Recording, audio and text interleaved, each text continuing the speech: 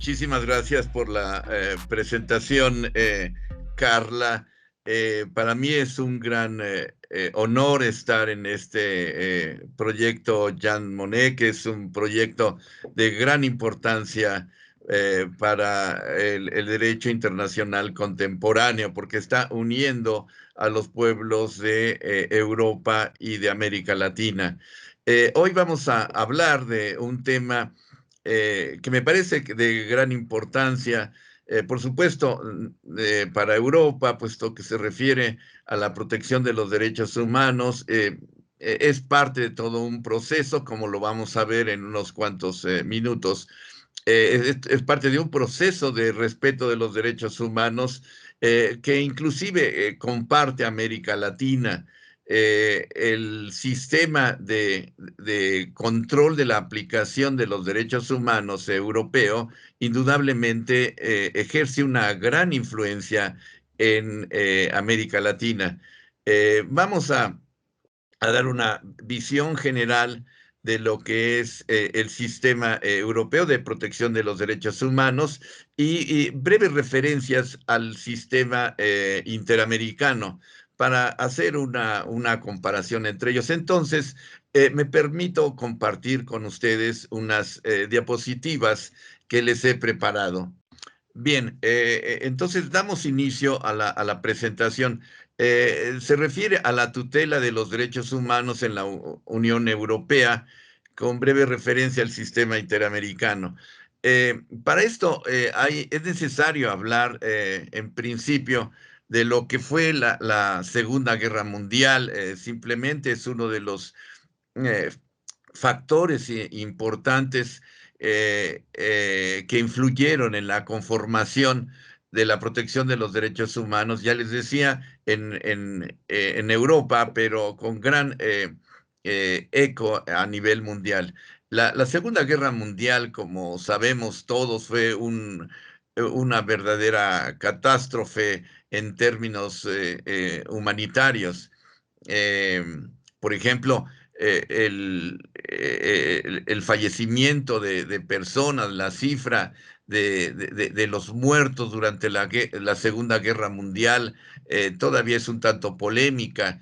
Las cifras conservadoras hablan de 40 millones o 45 millones de muertos en Europa.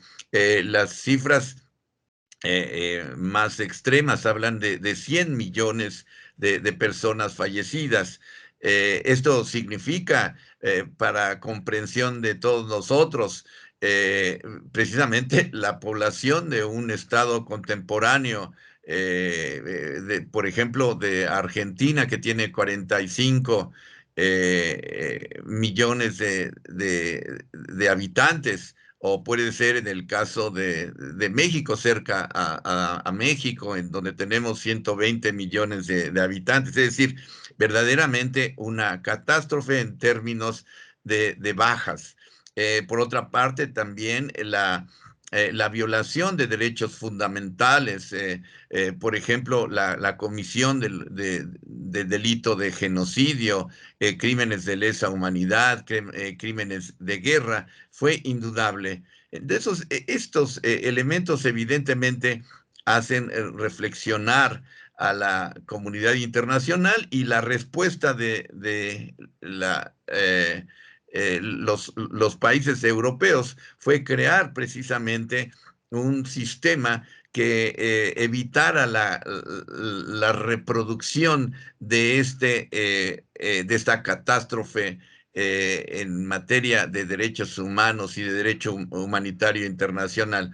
La misma Carta de San Francisco hace referencia precisamente a esto, ya lo vamos a ver, y hay una respuesta inmediatamente después de la Carta de San Francisco, que es la Declaración Universal de los Derechos Humanos, y eso estaba en el marco de lo que tanto la teoría en relaciones internacionales ha considerado como la Guerra Fría, ¿sí? El estallamiento de esta rivalidad de carácter política, económica, y en términos generales de concepciones de vida entre los países del bloque socialista formado después de la Segunda Guerra Mundial y por otra parte los países occidentales capitalistas. Este enfrentamiento indudablemente tuvo consecuencias en la configuración de lo que es el sistema de protección de derechos humanos en Europa, como lo vamos a ver inmediatamente. En principio, la Carta de San Francisco, como saben, en su proemio, que es interesantísimo, de un gran contenido filosófico y que desde el punto de vista jurídico lo consideramos como jurídicamente obligatorio también, establece en principio, tomando en cuenta las consecuencias de la Segunda Guerra Mundial, la respuesta es necesario que una organización y los pueblos de las Naciones Unidas se resuelvan a preservar a las generaciones venideras del flagelo de la guerra que 2 veces durante un siglo infligieron grandes sufrimientos a la humanidad, ¿no? En ese sentido, es necesario reafirmar la fe en los derechos fundamentales. Eso hay que subrayarlo, es decir, la respuesta a este tipo podemos denominarlo así, de patologías mundiales, es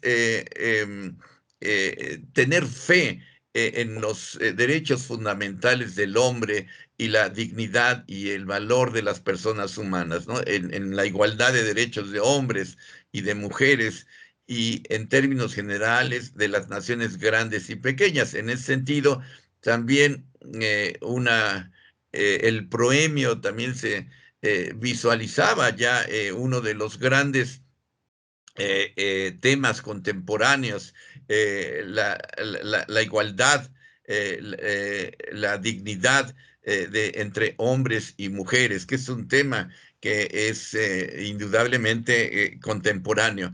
La Carta de San Francisco entonces da el punto de partida de qué es lo que se quiere con la nueva organización.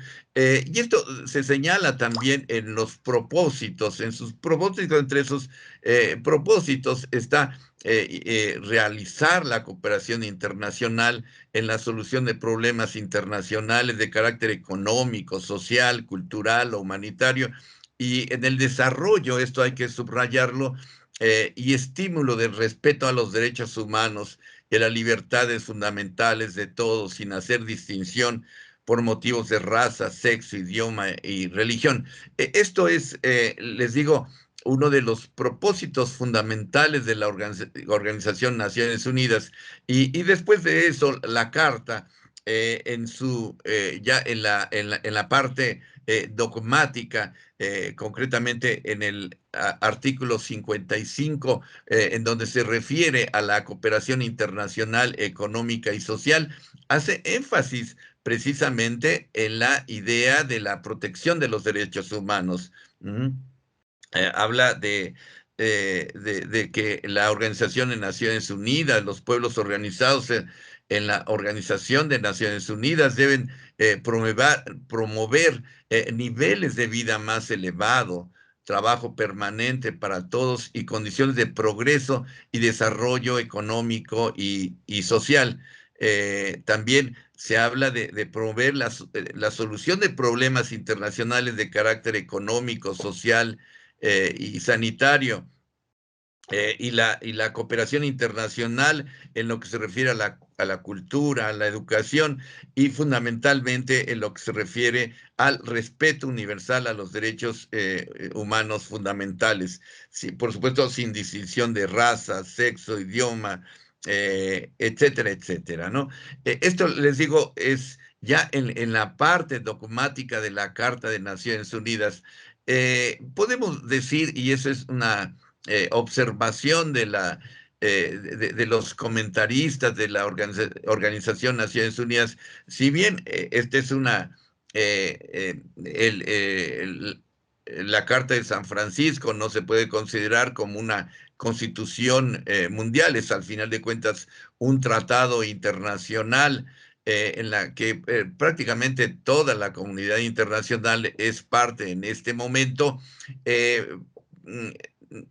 Podemos decir que en su creación no es el foco fundamental de la organización, dado que en un diagnóstico político internacional se consideraba que la parte más importante era la seguridad internacional y como un órgano vigilante de esa seguridad internacional, era el Consejo de Seguridad de Naciones Unidas, en donde se le dio mucho mayor importancia, entendiendo que la seguridad internacional estaba identificada o estaba ligada al estallamiento de los conflictos de conflagración de guerras. Entonces, la parte de los derechos humanos, si bien está ahí en un documento de carácter mundial, no era la parte fundamental. Había que desarrollarla en forma más concreta y para ese desarrollo más concreto se pensó en la negociación de lo que fueron los derechos humanos. Y esa negociación se centró en la Declaración Universal de los Derechos Humanos. Hay que decirlo también, porque esta es parte de la historia de los derechos humanos. Hay una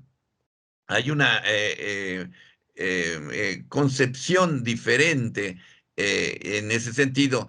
Hay una pugna entre dos concepciones diferentes de derechos humanos.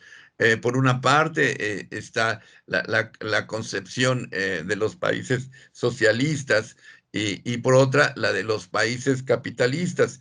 Los países capitalistas occidentales le daban mucho mayor importancia a los derechos civiles, a los derechos sociales, elecciones libres, libre movimiento de la población, de derechos políticos de la población, eh, cosa que no era el punto de vista de los países socialistas, quienes veían más una importancia en los derechos económicos. Esta visión encontrada de los dos polos hegemónicos en aquel momento, en 1948, hizo que la Declaración de los Derechos Humanos no derivara en un tratado internacional y por eso derivó en una declaración de la Asamblea General de Naciones Unidas. Esto es importante decirlo porque de acuerdo a los esquemas, de acuerdo a la estructura, la ingeniería de la Carta de Naciones Unidas, la Carta de San Francisco, una resolución no es vinculante, es una mera recomendación. Entonces, la Declaración Universal de los Derechos Humanos de 1948 nace como una mera resolución, en consecuencia no vinculante. Sin embargo, y eso también hay que subrayarlo, la aceptación de la Declaración Universal de los Derechos Humanos hace indudablemente que vía una costumbre internacional sea considerada en este momento como vinculante, como una norma de derecho consuetudinario internacional. Y eso es indudable. Por otra parte, ¿cuál es el contenido de esta declaración? La declaración se refiere precisamente a la necesidad eh, de reconocer la dignidad intrínseca de los derechos iguales e inalienables de todos los miembros de la familia humana.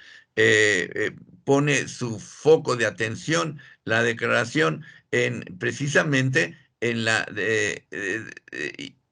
dignidad del ser humano y la existencia de una serie de derechos que tiene el ser humano como tal. En consecuencia, habla de 30 artículos que se refieren a derechos económicos, políticos, civiles, sociales y culturales. Todo lo que les digo era importantísimo y desde la cual había, insisto, visiones encontradas. Ya decíamos que no tiene un carácter vinculante, pero sin embargo, también hay que mencionarlo que la Declaración Universal de los Derechos Humanos ha sido un punto de referencia para las legislaciones internas e indudablemente y la práctica internacional. Además de eso, es la base después para la negociación en principio y después eh, la, la, la firma de 2 tratados internacionales que son también una brújula en los derechos humanos. Me estoy refiriendo a los pactos de 1966, por una parte el Pacto de Derechos Políticos y Civiles y por otra el Pacto Internacional de Derechos Económicos, Sociales y Culturales, que indudablemente en este momento son un punto de partida para la protección de los derechos humanos. Pero, ¿qué pasa con Europa? Europa, con ese elemento, les digo, de la experiencia de la Segunda Guerra, de las 2 guerras en que se vio enfrascado a principios de siglo, en la primera mitad del siglo 20 Europa, que se convirtieron en conflictos de carácter mundial. Eh, eh, toma la experiencia y por otra parte, también este enfrentamiento entre los 2 polos hegemónicos lo que hacen es crear un sistema que está configurado por el Consejo de Europa, que creado en 1949 y que tiene como uno de sus objetivos es no reproducir nunca más o plus jamais, nevermore, un acontecimiento de este tipo. Ese es un objetivo fundamental y que ya lo vamos a ver en este momento, cómo se estructura el Consejo de Europa. Y por otra parte, el Convenio Europeo de Derechos Humanos, el Convenio Europeo de Derechos Humanos, que da la fundamentación legal para la construcción, para el funcionamiento del Tribunal Europeo de Derechos Humanos. Y por otra parte, la Carta Social Europea, que son un tridente fundamental en la protección de derechos humanos. Por supuesto, solamente me refiero a este sistema, puesto que el sistema europeo de derechos humanos es mucho más amplio, puesto que tiene que ver también con la aceptación de los sistemas universales de protección de derechos humanos, que muchos de ellos están centralizados o toman como punto de partida la Organización de Naciones Unidas. Pero vamos a ver qué es el Consejo de Europa. Esto es una cuestión muy importante. Eh, eh, Porque es algo que no tenemos en el continente americano, un órgano rector, digamos, no solamente de los derechos humanos, sino de la cooperación internacional en materia política, fundamentalmente. El Consejo de Europa fue creado mediante el Tratado de Londres del 5 de mayo de 1949. En principio, los participantes en este Consejo de Europa fueron apenas 10 estados: Bélgica, Dinamarca, Francia, Holanda, Irlanda, Italia, Luxemburgo, Noruega, Reino Unido y Suecia.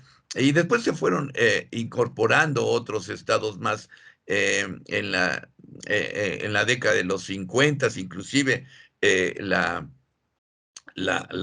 participación de Alemania es es importante. Les digo, porque lo que se trata de hacer es, con el Consejo de Europa, crear fundamentalmente un dique en contra de totalitarismos, en contra de la violación de derechos humanos y un bastión importante para la práctica, el cumplimiento del Estado de Derecho en Europa. Por eso era importante la participación de Alemania, España hasta 1977, ya en las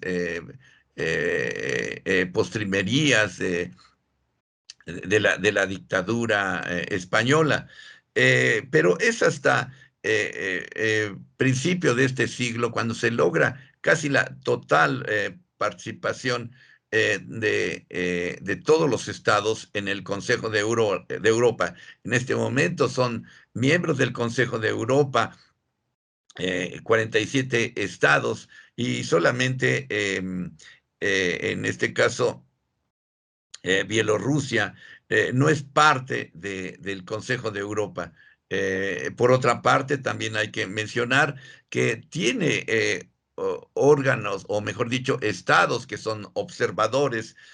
Nos estamos refiriendo a los Estados Unidos, a Japón, a México. La sede del Consejo de Europa, como ustedes lo pueden saber, es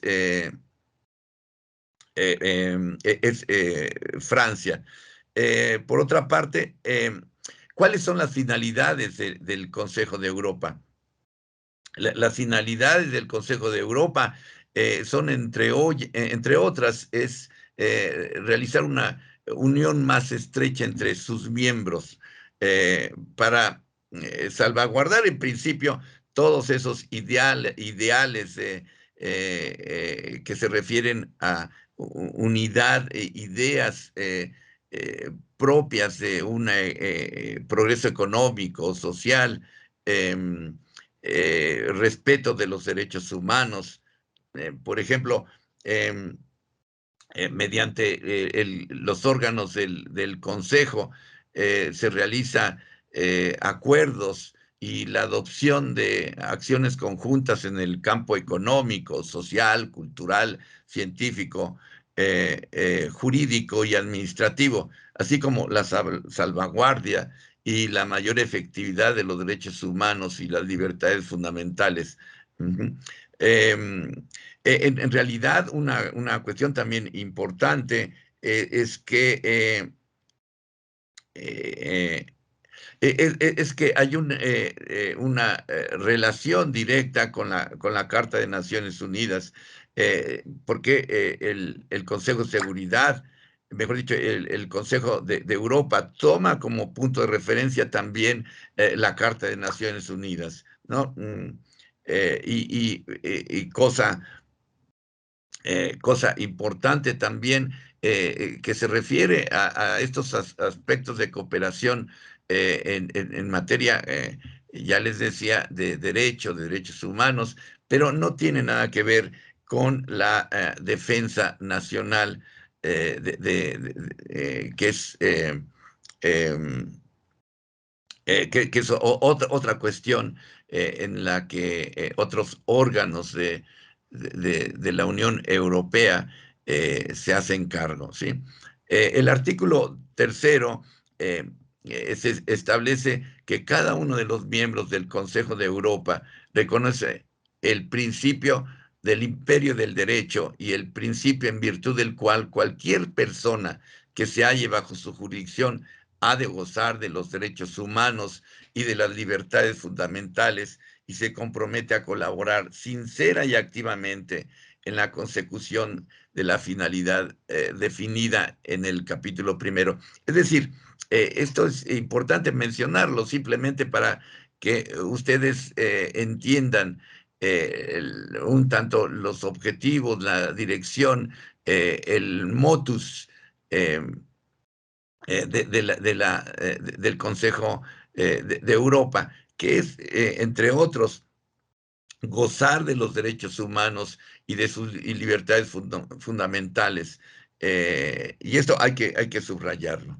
Eh, el Consejo de Europa tiene diferentes órganos. En principio, el Comité de Ministros, que es importantísimo, ya lo vamos a ver, la Asamblea Constitutiva, y estos dos son asistidos por la Secretaría del Consejo de Europa. Como decía anteriormente, el Consejo de Europa tiene su sede en Francia, en la ciudad de Estrasburgo.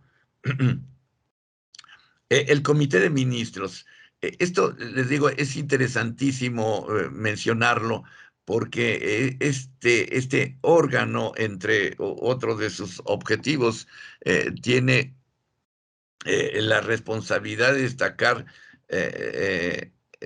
o mejor dicho, de supervisar la ejecución de las sentencias del Tribunal de Derechos Humanos. Esto es importante desde el punto de vista de la protección de los derechos humanos y concretamente en el caso del sistema interamericano. Yo creo que este órgano, el Comité de Ministros, en lo que se refiere a la tutela y a la supervisión de las sentencias del tribunal, hace una diferencia al sistema interamericano. Eh, Dijimos que hay una amplitud en la participación del Consejo de Europa de los estados, que son 47. Es decir, esto unido al respeto de las sentencias de la Corte Europea hace que sea un sistema de carácter hermético, cerrado. Es un sistema que no solamente se dedica a vigilar la aplicación de los derechos humanos de la Convención Europea, sino también vigila el cumplimiento de las sentencias en caso de ruptura, de incumplimiento de la Convención. Esto es un punto que me parece importante y que quizás un poquito más adelante retomemos cuando veamos el sistema interamericano de derechos humanos. Bueno, entonces, fuera de eso, tenemos el Convenio Europeo de Derechos Humanos de 1950, es decir, un año después se crea, se negocia y se ratifica el Convenio Europeo de Derechos Humanos. Em, este convenio europeo, como les decía, toma como punto de arranque a la Declaración Universal de los Derechos Humanos. Em, por otra parte, también tiene por objeto asegurar el reconocimiento y la aplicación universal y efectiva de los derechos en ella enunciados. Es decir, toma también como punto de referencia la declaración y va a ser, en este caso, meramente europea, la creación de un puente, y en este caso, con la creación de la Convención Europea, de un instrumento de carácter jurídicamente vinculante o obligatorio. Eh, bueno, aquí lo que estamos viendo en la pantalla son el preámbulo de la convención, que precisamente lo que trata, según este premio, el convenio europeo, es una unión más estrecha entre sus miembros para alcanzar la finalidad, que es la protección y el desarrollo de los derechos humanos y de las libertades fundamentales. Vamos a ver que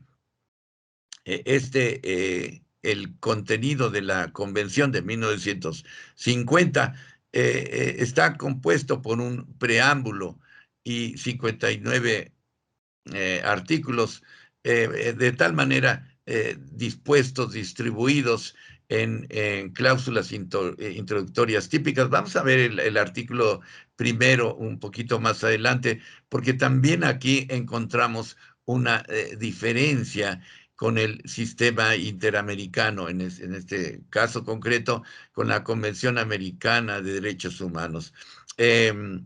Entonces, hay una cláusula introductoria que precisamente lo que hace es establecer la cláusula precisamente que se reconoce en todos los tratados internacionales y que en realidad es parte del derecho internacional, que es la cláusula de pacta sunt servanda, ¿sí?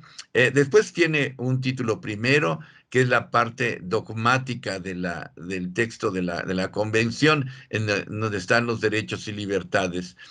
Más adelante, en su título 2, que se refiere a la parte orgánica, en donde se establece la creación de un tribunal europeo. Vamos a ver cómo después, cuál fue en sus orígenes, cómo estaba compuesto el sistema europeo de protección de derechos humanos, que era de carácter doble. Ya lo vamos a ver un poquito más adelante. Después, en el título tercero, están disposiciones varias, como el ámbito de aplicación territorial, la formulación de reservas, la denuncia o la firma y ratificación, que se refieren a las funciones del secretario general o de los poderes del Comité de Ministros y del Consejo de Europa.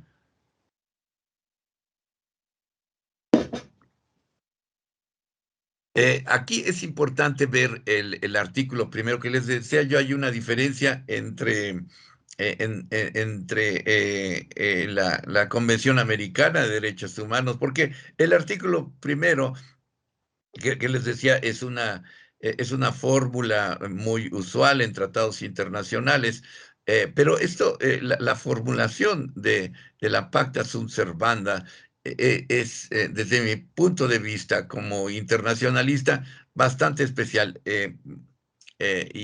Dice, las partes reconocen a toda persona dependiente de su jurisdicción los derechos y libertades definidos en el título primero del presente convenio.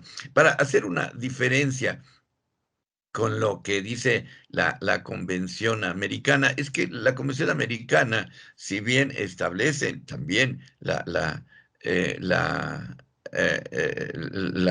este principio de pacta sunt servanda, también lo que hace es eh, eh, obligar, porque al final de cuentas es un tratado internacional, a que los estados, si no tienen las garantías o los derechos que se contienen en la Convención Americana, entonces hay una obligación de legislar.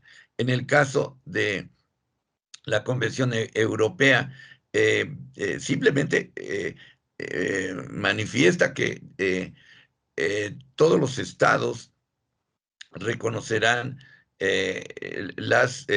los derechos y libertades que están contenidos en la parte dogmática de la Convención. ¿Esto qué significa desde mi perspectiva?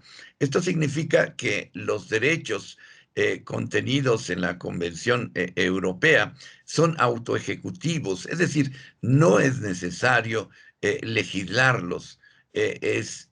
Hay una obligación de todos los estados, independientemente de su legislación, si reconocen tal o cual derecho, hay una obligación de respetar los derechos contenidos en la Convención Europea. Y esta es una diferencia que es fundamental y que viene desde la perspectiva, esta perspectiva de considerar que los derechos que se contienen en la Convención Europea son válidos y tienen una ejecución inmediata en los diferentes estados que forman parte de la Convención. Bien, una cuestión también importante es que el catálogo de derechos y, bueno, la estructura en términos generales de la convención europea no es estática, tiene también una vida bastante dinámica.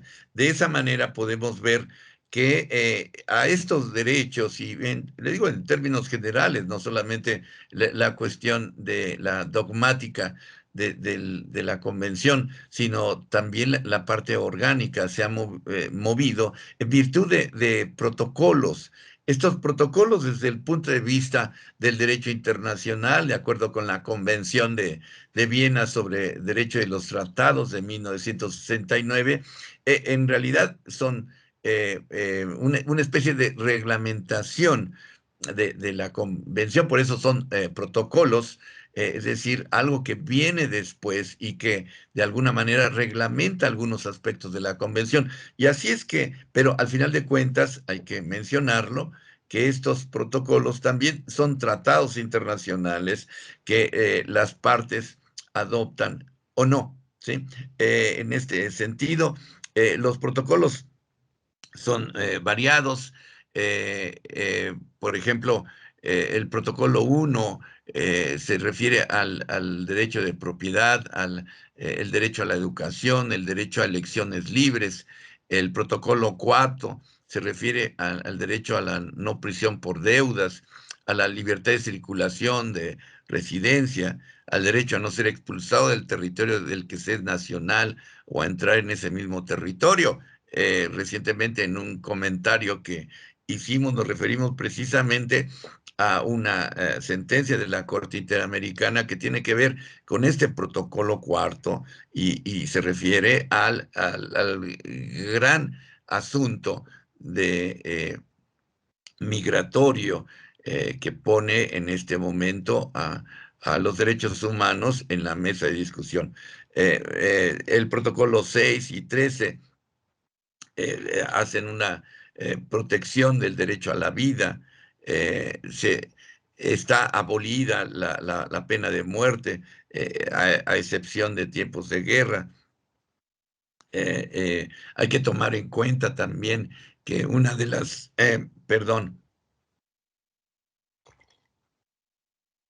una de las principios fundamentales de los derechos humanos está en el carácter progresivo de los derechos humanos. Esto significa que en virtud de este carácter progresivo, la pena de muerte no se va a reinstalar en la Unión Europea en el futuro, aunque lo quisieran algunos estados. El protocolo 7, que se refiere a derechos procesales para los extranjeros. El protocolo 12 introduce cláusula general de no discriminación. En fin, les decía yo, este carácter dinámico de la convención se manifiesta con sus diferentes protocolos adicionales. Como parte de la Convención Europea de Derechos Humanos, reconoce el Tribunal Europeo de Derechos Humanos, que como ven en este pequeño, en este mapa que estoy poniendo en pantalla, pues prácticamente cubre toda Europa. El Tribunal Europeo está fundamentado en el artículo 19 de la Convención Europea, que establece, con el fin de asegurar el respeto de los compromisos que resultan para las altas partes contratantes del presente convenio y sus protocolos, se instituye un Tribunal Europeo de Derechos Humanos, en adelante denominado el Tribunal, que funciona de manera permanente. Esto también hay que resaltarlo, porque es una de las diferencias que tiene con la Corte Interamericana de Derechos Humanos, en donde su funcionamiento no es permanente. Por otra parte, el artículo 20 establece que el número de jueces del tribunal se compondrá de un número de jueces igual al de las altas partes contratantes. En este caso, significaría que son 47 estados. Eso significaría, en consecuencia, que son 47 jueces que se distribuyen su trabajo de una manera que lo vamos a ver en otra diapositiva. Una de las fundamentaciones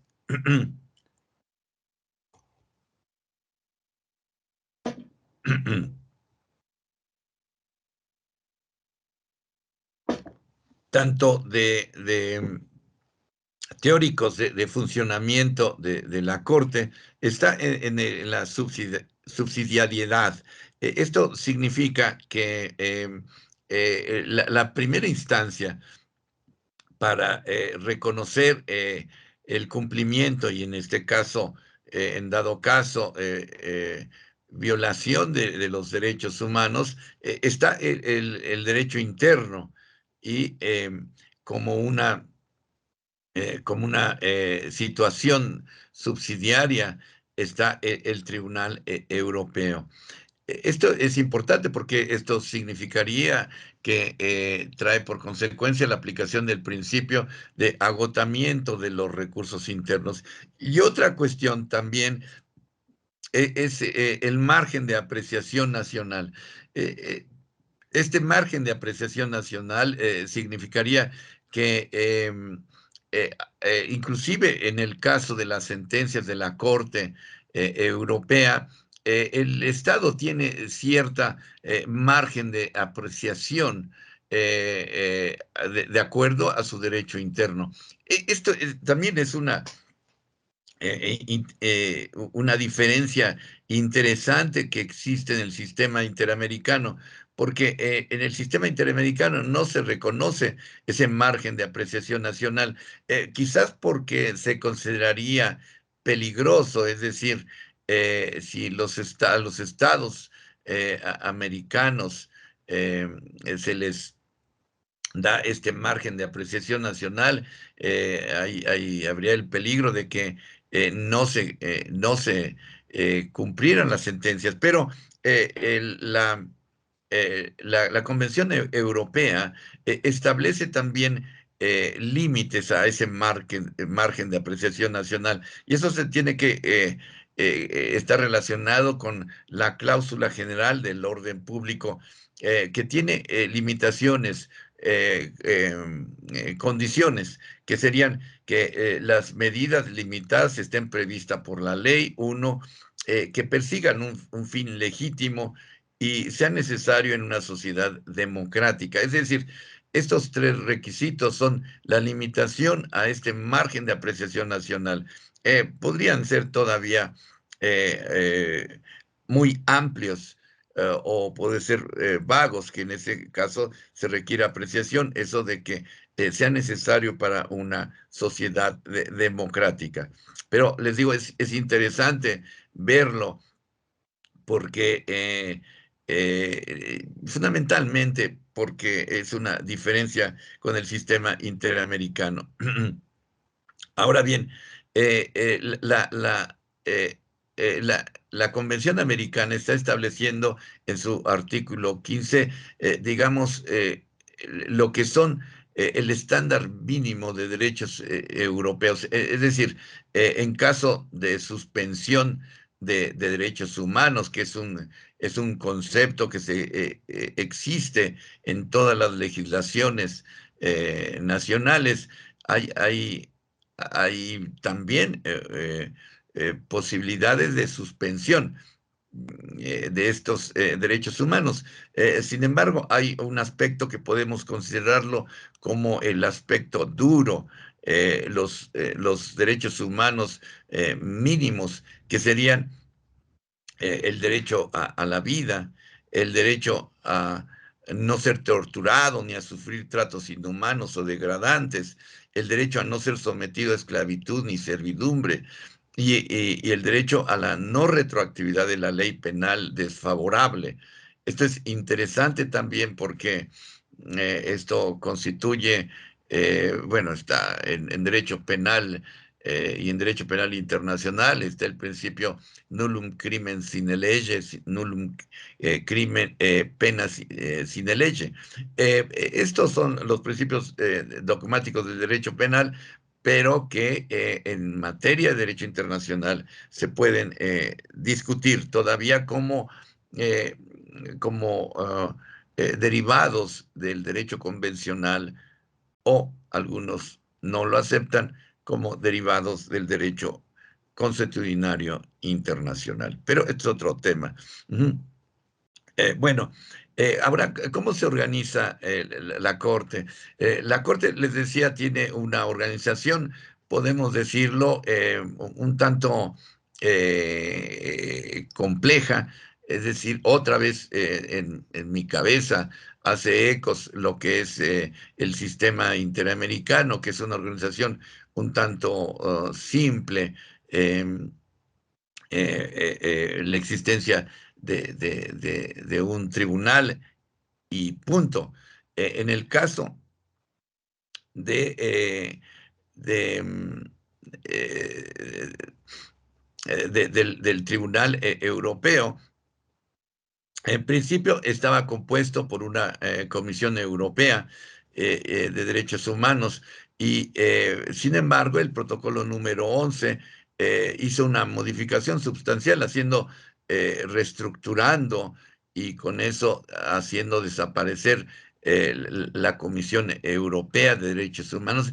Aquí encontramos otra de las diferencias con el sistema interamericano, en donde el sistema interamericano está compuesto de comisión y la corte. Este era el modelo eh, original de la Corte Europea que yo creo de alguna manera también influyó al sistema interamericano. Eh, la, la, eh, Sin embargo, la evolución del sistema europeo llevó a la desaparición de la Comisión Europea.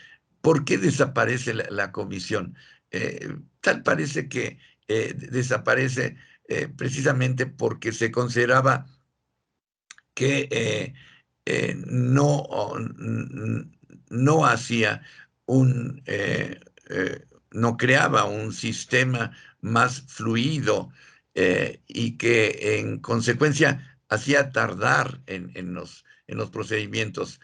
Eh, eh, Se decía, por ejemplo, que la tardanza en la administración de justicia también al final de cuentas es un obstáculo al cumplimiento de los derechos humanos. Entonces se pensó en desaparecer la comisión y mediante su protocolo 11. Entonces se crea un sistema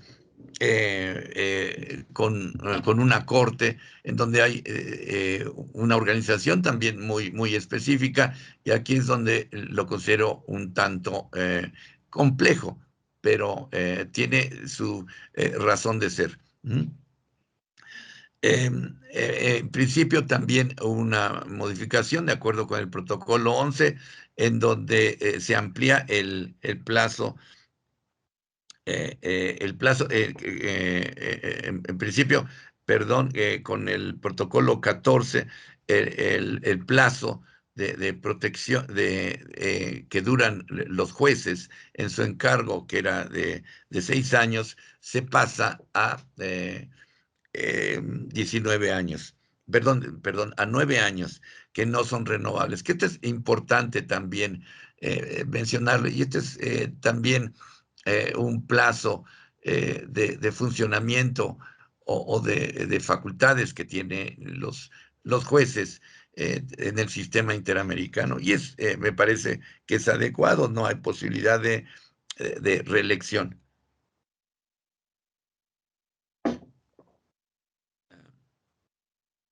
La estructura, la estructura de la Corte tiene eh, comités de 3 jueces Por otra parte, tiene salas de 7 jueces y también tiene la gran sala. El comité de 3 jueces se pronuncia sobre la inadmisibilidad de las demandas. Esto es muy, muy importante. Es decir, este es cosas que anteriormente realizaba la Comisión Europea, es decir, la inadmisibilidad de las demandas, la admisión de las demandas. En este caso ya se hacen por medio de los comités. Y después las salas de 7 jueces deciden sobre la admisibilidad y también el fondo del asunto en caso de no haber prosperado un arreglo amistoso. Esto de que no haya prosperado un arreglo amistoso significa que hay una comunicación con los estados en donde se realizó la violación, posible violación de los derechos humanos, y que en ese sentido hay negociaciones y arreglos amistosos. Esto eran funciones que anteriormente realizaba la Comisión Europea. Y por otra parte, la gran sala de 17 jueces que con carácter general. La gran sala dicta sentencias en los asuntos que planteen una cuestión grave relativa a la interpretación del convenio, sus protocolos o susciten un cambio de jurisprudencia, así como emite las opiniones consultivas que se le someta. Esto es importante también porque, como ven ustedes, este cambio de jurisprudencia significa un tanto que es un sistema de sentencias que son precedentes, en dado caso, obligatorios, y que para cambiar el sentido, en este caso, podemos decir que hay una influencia del derecho anglosajón que funciona mediante precedentes, y las decisiones del tribunal son fundamentales. En este sentido, cuando hay posibilidad de que se dicte, se modifique una, una, una jurisprudencia, es la gran sala quien tiene que decidirlo. Y bueno, después finalmente ante el Pleno no se sustancian cuestiones judiciales, sino más bien de carácter organizativas, como la elección del presidente o vicepresidente del tribunal, el presidente de la sala, la aprobación del reglamento del tribunal y la elección del secretario y de uno o varios secretarios adjuntos. Es interesante la cuestión del juez único o gran sala. El protocolo 14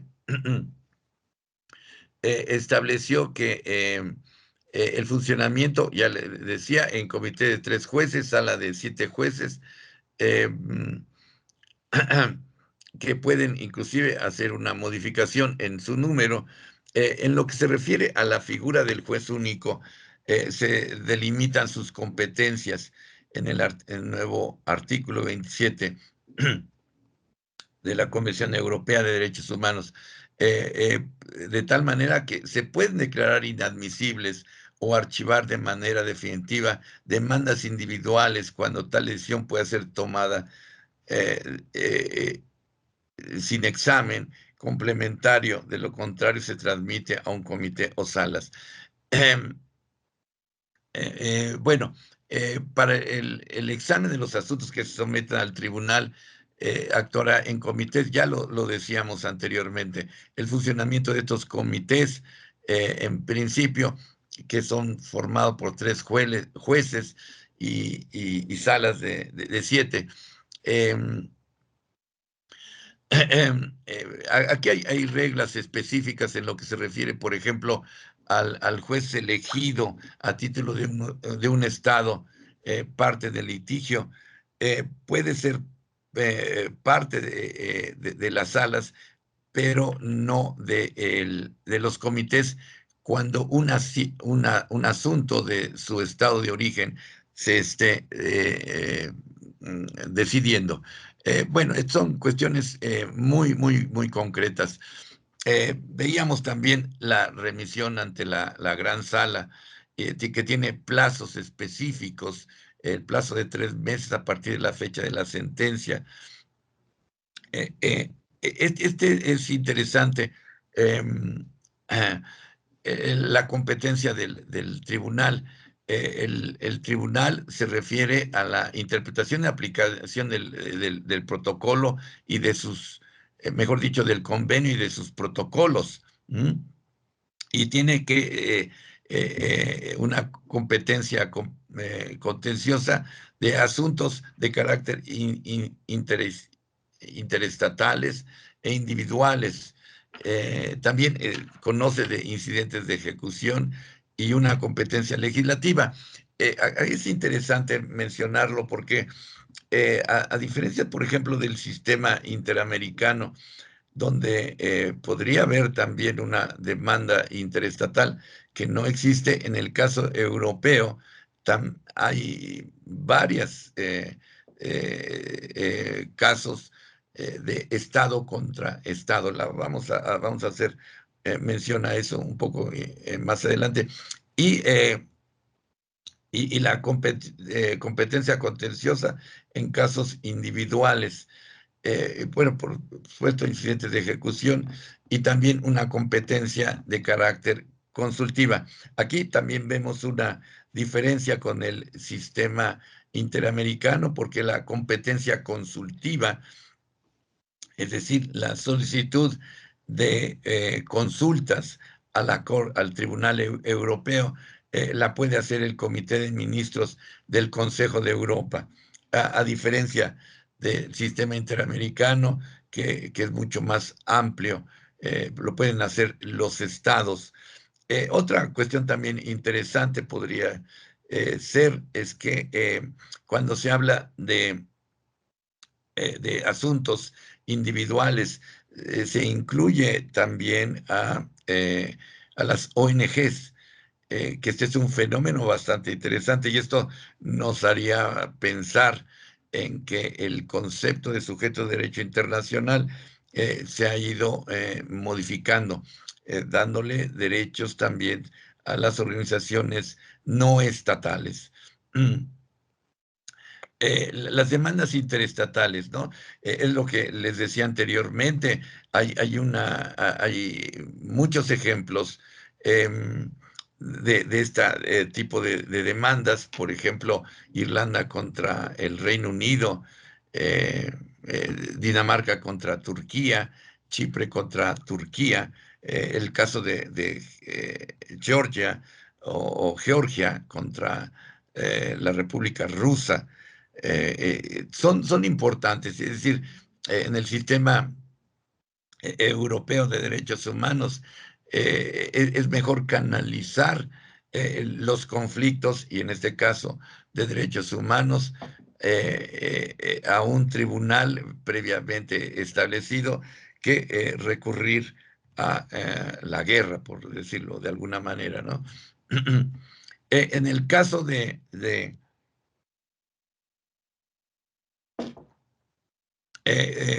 las demandas individuales, que son las mayores. Por ejemplo, es impresionante, pero vemos el número de sentencias que aproximadamente se dictan anualmente.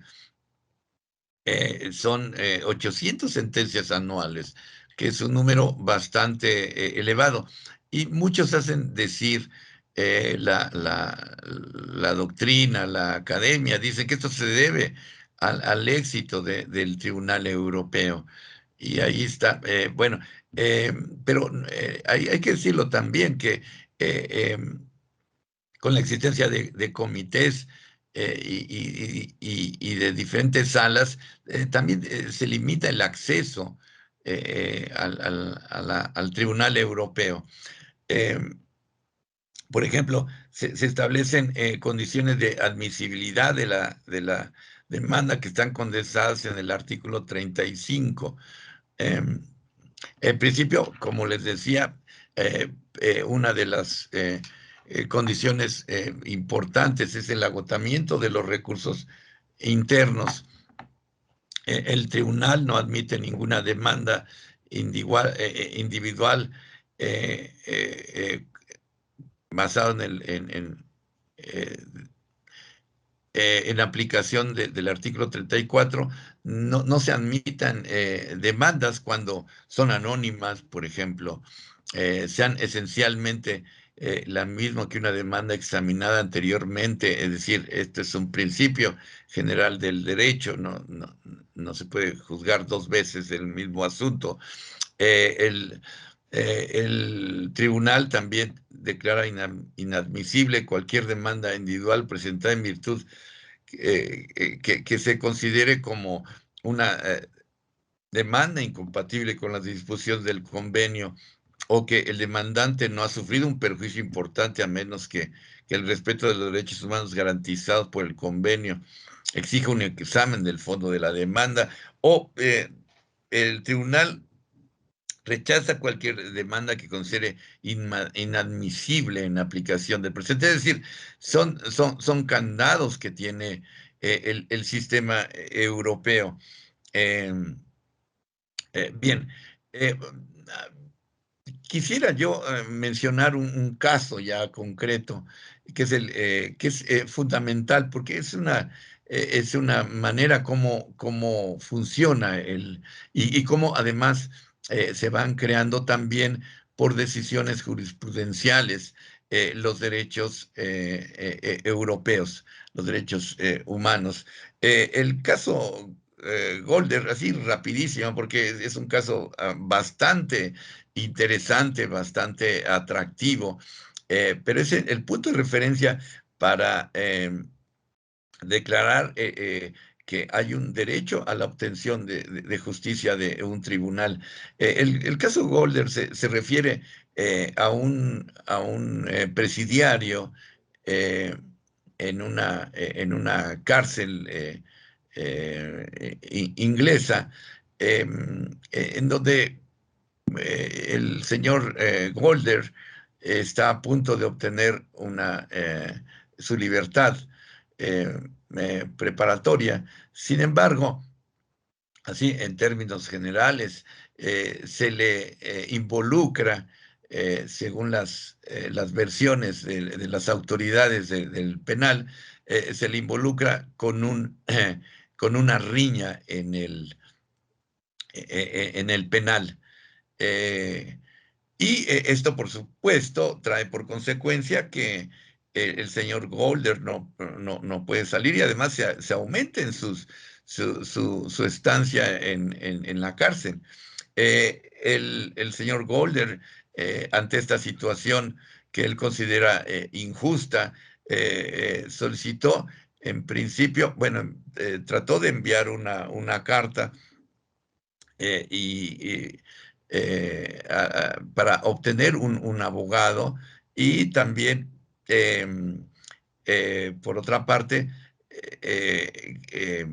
solicitó el nombramiento de abogados, y que se juzgara esta situación, porque aparte de que no era cierto, definitivamente estaba violando sus derechos humanos. Bueno, los primeros, el primer derecho humano que estaba reclamando es precisamente el secreto de correspondencia, porque la carta que enviaba al ministro del Interior inglés para relatarle toda la injusticia que se estaba cometiendo en su caso, fue detenida, y no pudo hacer que se...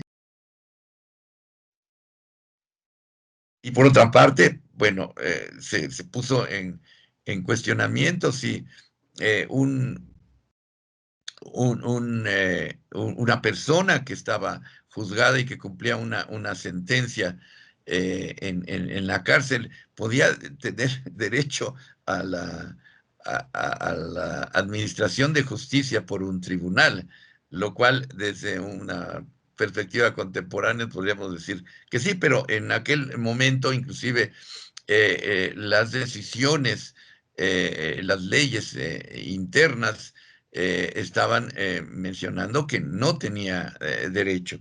Esto se decidió finalmente y se dictó una sentencia que es paradigmática, mediante el cual se estableció que todas las personas tienen derecho a la obtención de justicia por un tribunal. Es decir, en términos generales, todos. Y por otra parte, que a pesar de que es una persona que está limitada su libertad por cumplir una sentencia criminal, a pesar de esto, hay una libertad, mejor dicho, un secreto a su correspondencia. Este caso es bastante interesante, pero inclusive hay otro tipo de casos que se podrían analizar y ver cómo precisamente se interpreta la Convención Europea, o se crean también o se refuerzan los derechos humanos que la misma convención establece. Vamos a ver rápidamente, porque el tiempo es muy limitado, esta tablita en la que vemos cuál es el recorrido de una demanda. En principio está el surgimiento del litigio. Como ya les decía, es necesario el agotamiento ante los tribunales nacionales. Eh, eh, eh, Se debe de agotar de los recursos internos. Aquí, después de que se agote los recursos internos, de que hay una decisión de de los tribunales de mayor importancia dentro del país en cuestión, entonces sí da la posibilidad, si es que se sigue violando, por supuesto, los derechos humanos, se da posibilidad de acceder a la justicia del Tribunal Europeo. La demanda ante el tribunal revisa los criterios de admisibilidad, revisa si cumple con esos criterios de admisibilidad. En ese sentido, tiene que ver si agotaron los recursos internos, si está presentada en el plazo correspondiente de 6 meses, y además que su queja sea compatible con el convenio y no sean meramente manifestaciones mal fundadas. Y por otra parte, que si el demandante ha sufrido un perjuicio importante. Esto, después de estos criterios de admisibilidad, se va al examen inicial. En principio, decisión de inadmisibilidad. Esto significa: no aceptamos tu demanda y estás fuera. Sin embargo, si se admite, en consecuencia, hay una sentencia de violación, una solicitud de reexamen del caso, o una solicitud aceptada, y una sentencia definitiva. Y después pasa a un sistema de ejecución de la sentencia. Puede ser que en esa decisión de admisión, la sentencia se declare en el sentido de que no hay violación de derechos humanos. Hay la posibilidad entonces de reexamen, de reexaminación del caso. Este también, como vamos a ver, es importante, porque el sistema interamericano, que es, como ven ustedes, es mucho más complejo, más vertical u horizontal, como lo quieran ver. Simplemente no admite, por ejemplo, una reexaminación, que al final de cuentas sería un sistema de apelación de la sentencia. En el caso europeo, sí lo estamos viendo. Y después viene a la parte de ejecución de la sentencia, que eso sería la transmisión del expediente al Comité de Ministros, que les decíamos, el Consejo de Europa es el que sirve como un órgano que monitorea, si podemos decir esta palabra, vigila la aplicación de la sentencia. Y esto se hace por medio del Comité de Ministros. Hay una obligación del Estado condenado. Después, las decisiones de pago de una compensación, la adopción de medidas generales, adopción de medidas individuales. Esta es ya la parte de la ejecución, donde hay una ejecución satisfactoria y ejecución no satisfactoria, y después hay una resolución de carácter final. Ven ustedes, aquí fácilmente podemos ver cuáles son el camino de lo que es una violación en principio a nivel interno de los derechos humanos, después cómo se realiza una demanda después de agotar los recursos internos hasta su sentencia y después su aplicación.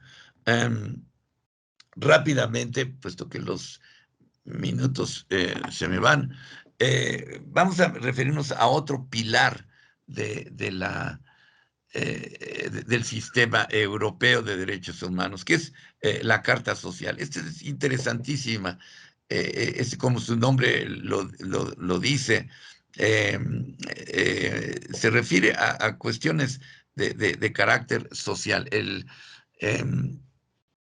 La Carta Social Europea, que al final de cuentas es un tratado internacional, fue firmado en Turín en 1961. Tiene también protocolos, un protocolo en 1988 que garantiza 4 nuevos derechos, el protocolo de enmienda de 1991 que prevé la reforma del mecanismo de control, y el protocolo de 1995 que establece el procedimiento de las reclamaciones colectivas. La Carta Social Europea, como les decía, fue revisada y entró en vigor en 1999 y modifica la Carta de 1961. La Carta Social de 1996 establece una serie de derechos, por ejemplo, cosas que son inusuales en el sistema interamericano.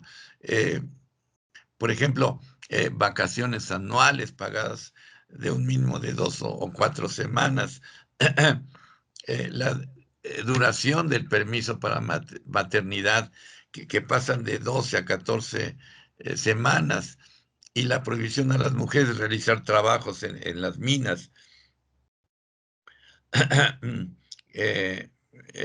Por otra parte, también se integran nuevos derechos como la dignidad en el trabajo, la protección frente al acoso laboral o cualquier otro comportamiento hostil u ofensivo, la protección contra la pobreza y la exclusión social, o el derecho a la vivienda. Como ven ustedes, son una serie de garantías de derechos humanos del que gozan la población en términos generales, que son más concretas y se refieren a las cuestiones sociales, y que son importantes en el sentido de establecer un estándar de vida europeo que definitivamente es difícil, sería difícil de lograr si no se tiene el mismo nivel económico que Europa. A diferencia de la Corte, por ejemplo, donde están en los 45 estados, En el caso eh, de, del Consejo de la Carta Social, Europea, solamente 43 han aceptado la Carta Social, y concretamente 34 en términos generales.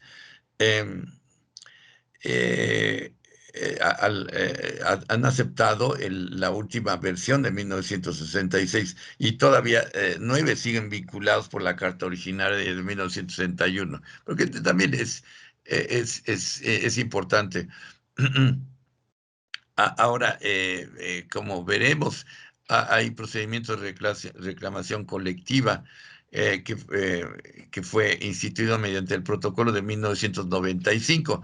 Sin embargo, solamente 15 de esos países han aceptado, de esos 43, han aceptado las reclamaciones colectivas. Bueno, ¿cómo funciona? eh, ¿Cómo funciona la carta? Bueno, funciona mediante comités europeos. Los comités están compuestos por 5 expertos independientes elegidos por el Comité de Ministros por 6 años renovables. Y por otra parte, eh, eh, los estados deben de establecer esos informes de acuerdo a 4 grupos temáticos. El grupo 1, que se refiere al grupo sobre empleo, formación e igualdad de oportunidades; el grupo 2 sobre salud, seguridad social, derechos relacionados con el trabajo; el grupo tercero, el grupo 4 sobre niños, familias migrantes. Esto es, les digo, eh, este es interesante porque al final de cuentas lo que podemos decir es que este tipo de informes, ni más ni menos que son un sistema, como lo tienen los tratados internacionales, de control de la aplicación. Los informes que realizan los estados tienen que versar sobre esos temas específicos de acuerdo a los grupos. Y por supuesto, si hay violación, hay, hay sanciones para el Estado. Por otra parte, también el protocolo de 1995 establece reclamaciones de carácter colectivo. Sí, esas reclamaciones pueden venir de 4 fuentes importantes. En principio, las organizaciones internacionales de trabajo y de empresarios, es decir, sindicatos y organizaciones empresariales, las organizaciones nacionales también de empresarios y de trabajadores, las ONGs internacionales. Por eso les digo, en términos y esto es como una simple mención de un profesor de Derecho Internacional, hay que trabajar más sobre la personalidad jurídica de las ONGs, que, como vemos en este caso, están consideradas también como un sujeto ante una instancia internacional. ¿Mm? Las reclamaciones, en este caso colectivas, después son examinadas por el órgano correspondiente. En términos generales, la jurisprudencia del Comité Europeo de Derechos Sociales es especial de atención del sistema de reclamaciones colectivas. Esto constituye un punto importante en la ampliación de los sistemas de protección de derechos humanos, indudablemente. Ahora, hay que, en unos cuantos minutos, en 5 minutos que nos quedan quizás, vamos a hacer mención precisamente de lo que es la Comisión Americana, que nos dará posibilidad de hacer un ejercicio comparativo. Por supuesto, eh, son visiones diferentes. La Convención Americana de Derechos Humanos, en principio, perdón, eh, pa- mm, la Convención Americana sobre Derechos Humanos, también llamada Pacto de José de Costa Rica, em, fue suscrita tras la conferencia especializada interamericana de derechos humanos de noviembre de 1969 en la ciudad de San José, Costa Rica. Y entró en vigencia el 18 de julio de 1978. Como ven ustedes, hay una diferencia en tiempo de la aparición de la Convención Americana. Veíamos 1950 la Convención Europea, la Convención Americana es de 1969, es decir, ya había un trecho de práctica, de funcionamiento de la Convención, y indudablemente los negociadores americanos también toman como modelo a la Convención Europea. ¿Mm? Eh, eh, la, eh, la, mm, el Sistema Interamericano de Derechos Humanos tiene dos órganos de control de la Convención Americana. En principio está la Corte Interamericana y después la Convención Americana de Derechos Humanos, ¿no? Esto sigue funcionando todavía. Puede haber discusiones sobre su funcionamiento o no. La cuestión es que sigue funcionando, y la Comisión Interamericana funciona como una especie de fiscalía que de alguna manera prepara los asuntos ante la Corte Interamericana si es que no se resuelven en la instancia que ella conoce. ¿Mm? Por otra parte, la Asamblea General de la Organización de Estados Americanos participa en la elección de los jueces. En este caso, la Corte Interamericana tiene siete jueces, empezó a funcionar en 1979. Y también hay que mencionar otra de las funciones de la OEA, que eh, eh, la Asamblea General de la OEA reconoce los incumplimientos de, de las sentencias que dicte la Corte Interamericana, pero muchas veces no tiene, por decirlo de alguna manera, dientes.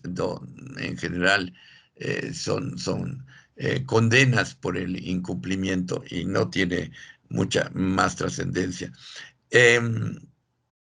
El sistema interamericano también actúa como un sistema en donde hay varios tratados internacionales. En principio, eh, eh, está la Declaración Americana de Derechos Humanos, la Convención para Prevenir y Sancionar la Tortura, Convención sobre la Desaparición Forzada, y la Convención para Prevenir, Sancionar y Erradicar la Violencia contra las Mujeres.